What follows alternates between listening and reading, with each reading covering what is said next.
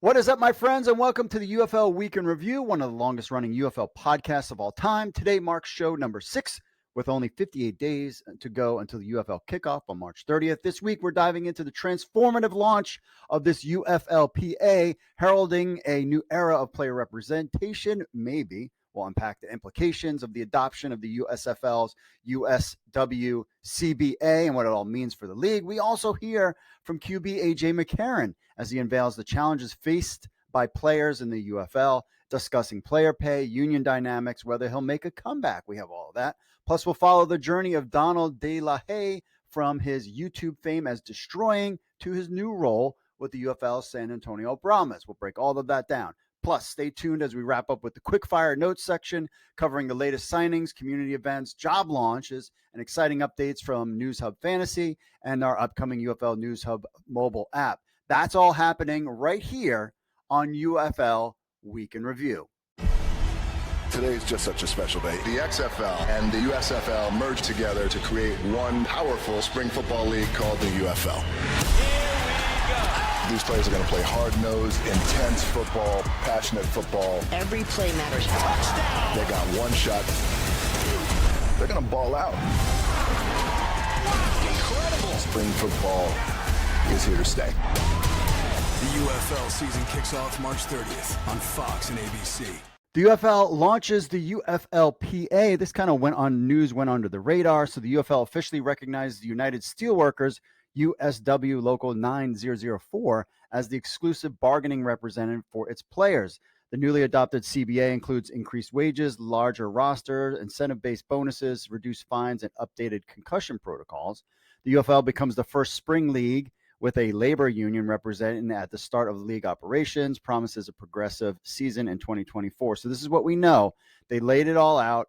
So basically what happened is the USFL's USFLPA kind of merged and morphed and now is called the UFLPA, and that is going to be part of the UFLPA. It is now part of the UFL United Football League. So now it wasn't just the USFL players were represented and then the XFL players weren't, is that they're all merged into one thing. Now, what I'm hearing, they said they extended player benefits. We don't know any of the details. Really, we have the full press release. But what I can tell you is that there's some kind of rumblings that people are not happy, but they say they don't. I don't know. It's just kind of a confusing thing. We also hear that players necessarily don't need to, they can opt out and not be part of the union as well. But this is something as we move forward. The also thing that I've heard is that this is only for this year only, and that after this year, there could be a whole different thing. So I don't know. We don't know the full details. It's just a bunch of mostly just kind of, rah-rah, the fact that but they don't give any details, specifics. There's no specifics on there. We'll reach out to the parties that be and see if we can get some more specifics when it comes to this. But this is a big change because now basically the whole league, the players, for the most part, is unionized, and we'll see how that goes moving forward. AJ McCarron dropped some interesting information. So he was on Matty Fresh's podcast. If you want to check it out, or his YouTube channel, you want to check it out. We have a full breakdown here. You should listen to the full interview. He did a great job. Both AJ McCarron was very insightful and just kind of laid it all on the line. And Matty Fresh, it was just a great interview. You definitely want to check it out. So some key points that he brought up during this interview: expressed an unease about the league's direction, particularly reducing player compensation and the absence of win bonuses. One of the things he talked about was the players' living situation, where it was one of the biggest issues because kind of how he was against. He said the biggest issue that I have with this whole thing is the USFL players chose to unionize last year or the year before. Now us as XFL players are forced to join that union if we don't pay dues. That I've heard that they don't have to, but who knows where that line is drawn. But he also highlighted the challenges of the new living stipend, which is different from before. Before, the XFL covered the 100% the lodging for the players. Now they're getting a stipend, and according to AJ McCarron, that basically gets you like a trailer in the middle of nowhere, is kind of what he was saying. And that there's not even a deal for hotels anymore.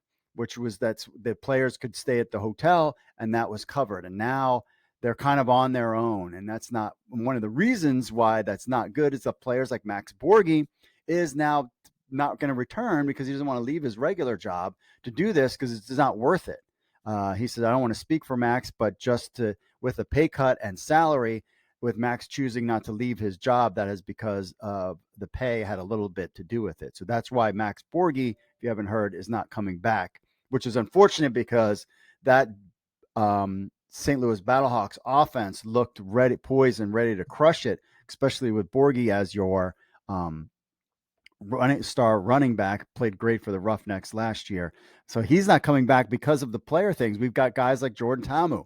We haven't heard from him. Sounding like he's not coming back. So we'll see. And so part of the problem, and I don't even know if really have a feeling if AJ McCarron's going to come back, to be honest with you.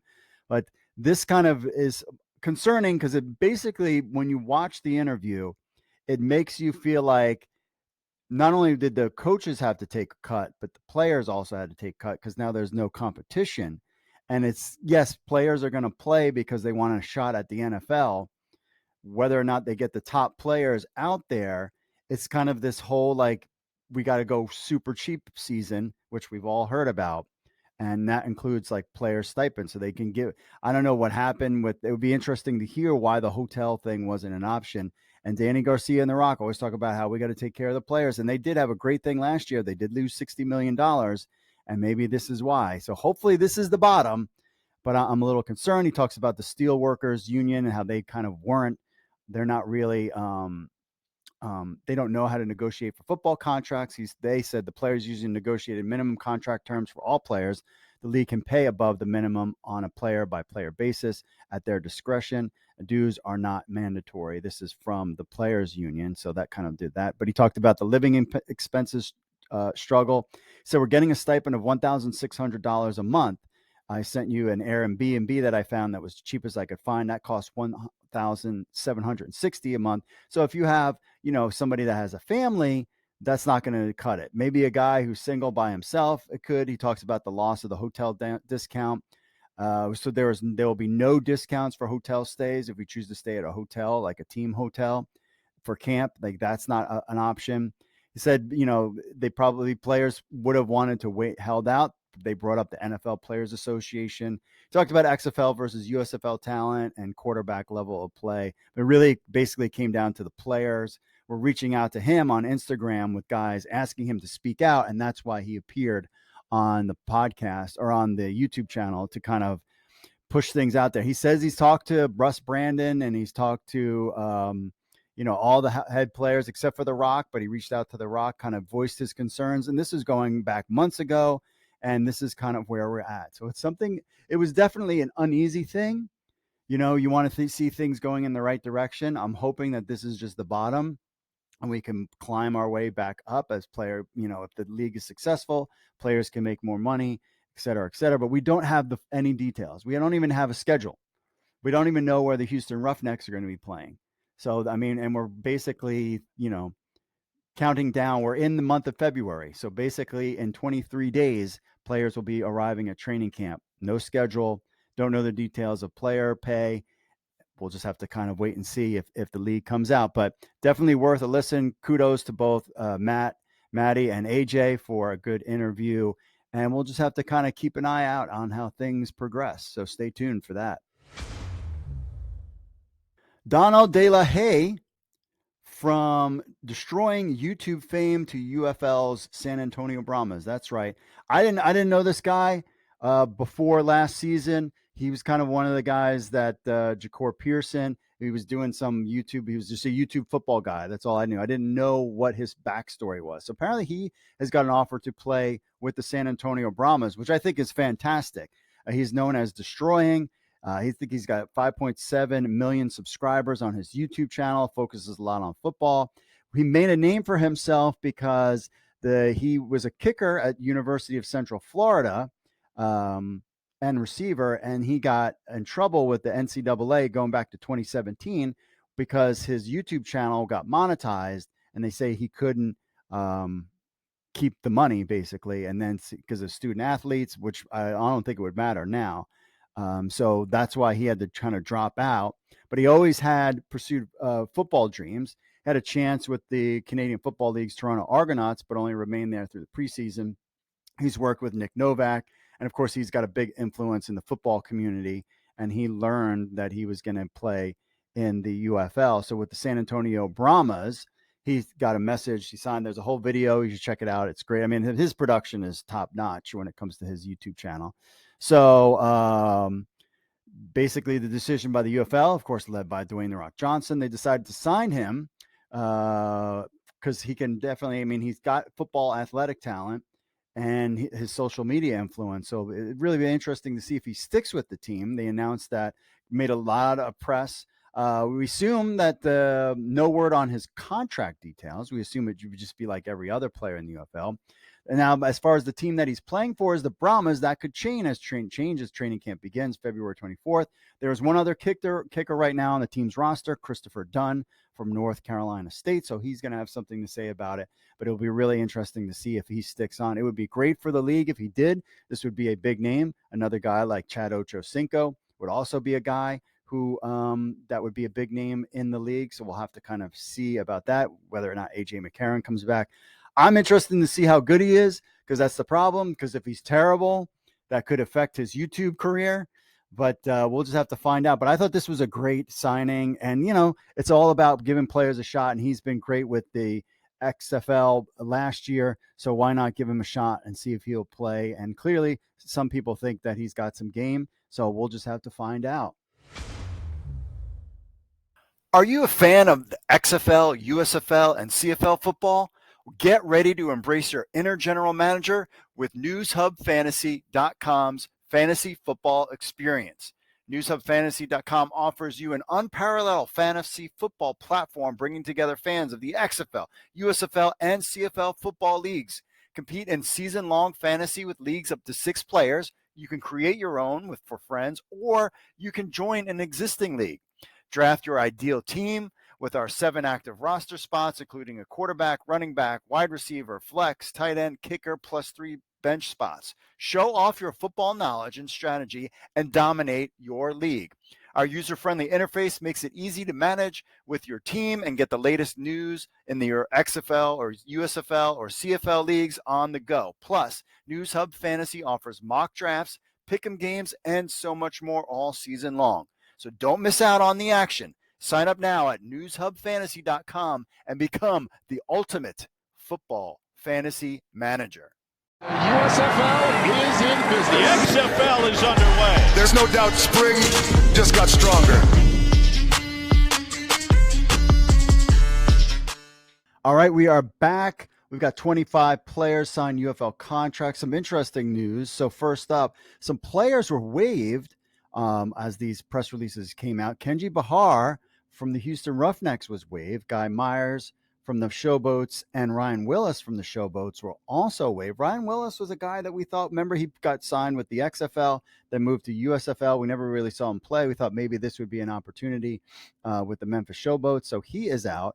Also, Paul Adams, a guard, and Carson Strong decided to hang up the cleats from the Michigan Panthers. He had a good showing in the USFL, and we were really hopeful as he might have been one of the top quarterbacks in the UFL, but now he is out and deciding to retire. A bunch of player personnel. These are players that came to term. Marquette King is back. That's awesome. Taylor Russolino is back kicking. That is great. Leedy Brown, a running back from Arlington. Let's see some other guys. DeAndre Francois. So at least DC now has a quarterback. We still don't know word on Jalen McClendon if he has signed yet. Troy Williams. He now signs with Memphis, so that's the reason why that they kind of let some of these guys go. A former Pittsburgh Maulers quarterback. Let's see, San Antonio and then St. Louis, just to name a few. Those are the players that have signed terms, so basically they're agreeing to play. Remember, we're only 23 days from training camp. We'll see how that goes. February 9th, Memphis Showboats meet and greet with Coach DiFilippo at a brewery. So there will be an event there. Fans can meet the head coach. And unlike the other UFL events, the CEO, Russ Brandon, and Daryl Moose Johnson will not appear. That's something we want to put out, but it will be at the Wise Acre Brewing Company in Memphis. If you want to go check that out, they will have game-worn jerseys, exclusive sideline gear from last season available for purchase. So they don't even have the new merch yet, my friends, the new merch. Of course, this will take place, do they have the date and time? I think it's from 5 to 7 or something like that. Yes, from 5 to 7 in Memphis on February 9th. Other teams, Birmingham Stallions are February 8th. DC Defenders are February 15th. I hope to be there. Michigan Panthers, February 10th, are also hosting their fan engagement session. Some of them are open to the public. Some are just season ticket holders, but you definitely want to venture out to those. And that's what's kind of interesting is what it says. We'll have game-worn jersey and exclusive sideline gear from last season available for purchase. They're trying to unload stuff. Whether they have something new, we have heard rumblings that they're going to have new uniforms. Please do not spend a lot of money on merch. Like when it comes to that stuff, use it for player salaries and other things. But, we'll see. But yeah, they're giving it away. I assume that we were going to have the schedule at this point. One of the also interesting things is now I'm starting to see Michigan Panthers are seeking a senior director of team business and event operations. So on the official UFL website, they now have a careers link at the bottom, and this job was posted. So this is the first one I've seen. I have seen that there was something on foxcareers.com as well. So they're starting to say, hey, we need people. These are what we're kind of hiring for, something to keep in mind. I don't know if this is a seasonal gig or is a full-time gig, but the Michigan Panthers are seeking a senior director of team business and event operations. So the league is trying to build up with 23 days until we get to training camp. We've got no schedule, no rules. We don't even know who the coaches are. So there you have it. This is going to come down to the last minute. And maybe we'll have a smooth sailing in year 2 of this deal. I understand they got to move everything together, but it was like this with the XFL 2023. Then they were going to join up with the Canadian Football League. It's always been these starts and stops. We'll see how things go from there. All right, question of the week. Do you think Deestroying will make the Brahmas roster? Let us know. That is the question of the week. Do you think this was a good idea? And do you think he'll make the roster? We want to hear your thoughts. Let us know. Podcast at UFLnewshub.com or call us 888-430-7692 extension 3. Details are in the description for all that stuff. Let's get to some viewer mail. First, Christopher says, will UFL use the XFL or USFL rules? I heard it's going to be a combination of both.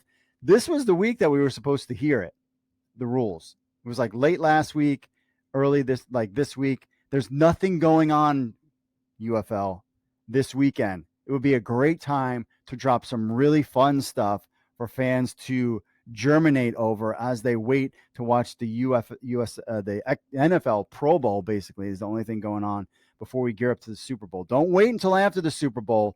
This is a perfect time to do it. I always thought that the XFL should launch their first games the weekend before the Super Bowl, play their games Friday and Saturday, and then you have the Super Bowl on Sunday. But it's cold. But that's how I would have did it, because this is a great time that the fans are just kind of waiting. The NFL season isn't over yet, and it would be great to jump on that. But, even if you had the Super Bowl on Sunday and you could have had a Monday night game the next day, I would have played inside this time frame. But it's cold, and they're going to start in March. Now, that doesn't mean we don't know what is going to happen next year. I mean, they could potentially move back to February, or they could not exist at all. I don't know. I've been doing this since 2018. I'm just very God, it's been like 6 years of this kind of, and one full season and a half a season, but 2 USFL seasons. I don't know. So I'm a little jaded, but I'll be all right. Joe was saying he was looking for his refund back for season ticket deposit for the Vegas Vipers. Not sure why he left it to me. He said he sent emails to ticket@theufl.com with no response. I would probably, if I'm Joe, I would probably reach out on social media as well and see what they say. I got a lovely message from this guy who he called the 888 number, said, F your podcast, you piece of blah. And I appreciate the phone call. And I also have your phone number. So I could call you back, but I'm not going to. Or maybe I will. But appreciate the not so kind words. God bless, as always, to you. And finally, Ken checking in. This was from our website. I thought it was a good thing, talking about the AJ McCarron interview. He said, an interview worthy of TV. I agree. I understand where AJ is coming from. I think if you look back at some of my comments, he said I had mentioned that there was a bump you can to a player and a little more to other players. I do feel, however, part of the reason the XFL lost so much money was overpaying the talent. Interesting. I did like the USFL having a market with a stipend of $1,600 per month. Most people could find an apartment where they would be a unit, 50 units players on a team, but you are asking 400 players to flood one market. To me, was not thought out. Yeah, I mean, that's the problem, is you now have 400 players looking for, and then is the local area going to jack up the prices? If I'm a player and my housing was taken care of, and even if you gave me a pay cut, I would be cool with that. But the stipend thing, I mean, I get it. Again, this is all stuff that's going to need to be figured out. As much as we've been following this thing for a long time, this really is season one. I mean, we're kind of at the beginning again. Both sides have a lot of experience. Now they're putting it together. This is the bare bones of the season until we can grow from here. So if this thing doesn't work out this season, I haven't heard them say we have a 3-year commitment. We have a 5-year commitment. We put away $700 million, $500 million to get this thing through. It was kind of like The Rock was like, hopefully things will work out this season. And he's got a lot of stuff going on. So who knows? But we'll have to just kind of wait and see. But again, the only way this league is going to succeed is if it's got TV numbers and it's got fans in the seats. And that comes from us, the fans. So if we want spring football, I think spring football needs to happen. There needs to be a league that's 10 years old, 15 years old. I think there's a lot of money on the table if people are just patient and do it right. And hopefully now we've put all the pieces together. They're not battling each other for the next 5 years. They've just decided, all right, from the beginning, let's just come together and just do it now. And let's make this happen. All right. So that is it for this week's folks. Remember, Deestroying, do you think it was a good thing to sign him to a contract? Did he take the spot of somebody? What do you think about his chances of making a roster? Let us know in the comments and email us podcast@uflnewshub.com or call us 888-430-7692 extension 3. All of these things are in your description. Also, I want to point out, still made updates to the News Hub Fantasy website, so that thing is cranking good. Also, I'm trying to get approval from Apple, I'm on working on now version 6 to get approval from Apple. Android is ready to go, and it looks nice, and it's hot, and there's it's pulling data from the site. I'm super excited about it, and I want to show you guys. Apple is being a little tough. I have a couple other options I'm going to try to do to make them happy, so they put us on their thing so that we're ready to go. But I'm super excited about this app. It's the best app, phone app. I've done phone apps before, but this is by far the best app I've done, and I want you guys to experience it. But we just have to get through Apple for now. All right, that's it, my friends. As always, thanks for staying tuned. We will see. Hopefully we get some news. I mean, we're basically getting down to that 20-day countdown. There's the schedule. There's the rules. I want to see the full roster of coaching staffs, full player rosters, upgrades to the website. There's so much more. I want to buy merch. I'm wearing my XFL hat, and I want to buy some more merch. Let's go. So hopefully, because we're having all of these events, basically a week from now, that we will get some more news. I would be stunned if we didn't get the schedule by next week, but you never know, my friends. You never know. Single game ticket prices, all this stuff. My one thing is, how do you expect, if your metrics are on TV ratings and ticket sales, when you give everything at the last minute and it doesn't do well and there's no marketing, there's no push behind it, what do you expect? It's like you're almost setting things up to be a failure, which is, I know they don't want to do that, but it kind of concerns me a little bit. I'm usually rah guy, but I do have my concerns. We'll kind of see how this goes. It's all right. But anyway, as always, God bless you all. I appreciate you taking the time. Make sure you like it, smash that like button, subscribe to the channel. We're so close to 7,000 subscribers on YouTube. Really appreciate that. And that's it for me, folks. As always, God bless. Be safe out there, and I will see you all later.